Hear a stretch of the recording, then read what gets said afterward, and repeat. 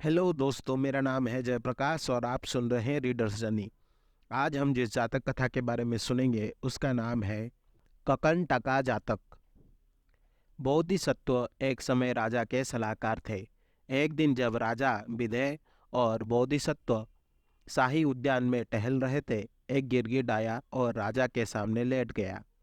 बोधिसत्व ने राजा से कहा कि ये सम्मान दे रहा है। इससे प्रसन्न होकर राजा ने अपने एक आदमी को प्रतिदिन गिरगिट के लिए मांस पहुंचाने का आदेश दिया और उसने वैसा ही किया। एक पवित्र दिन, जब किसी भी हत्या की अनुमति नहीं है, आदमी कोई मांस नहीं खरीद सकता था, इसीलिए उसने आधे आने के सिक्के में छेद किया और उसे गिरगिट के गले में लटका दिया।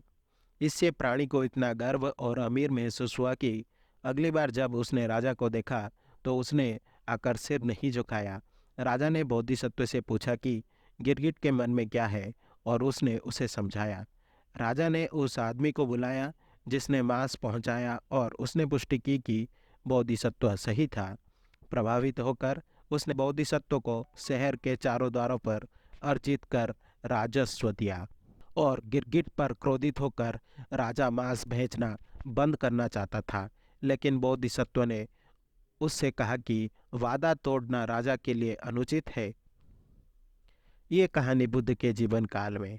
एक दिन बुद्ध के कुछ शिष्य उनके सर्वोच्च ज्ञान पर चर्चा कर रहे थे, विशेष रूप से कैसे उन्होंने ब्राह्मणों, तपस्वियों, चोरों, राक्षसों, देवताओं और अन्य लोगों को, एक विशाल भीड़ को विनम्र और परिवर्तित किया था।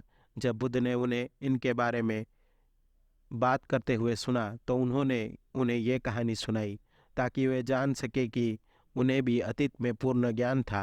राजा विदय बुद्ध के एक वरिष्ठ शिष्य लालूदाई के पूर्व जन्म थे, जो इतने शर्मीले थे कि एक से अधिक लोगों के आसपास होने पर वो बोल नहीं पाते थे, और जो वो बोलते थे और उसका कुछ अलग ही मतलब होता था।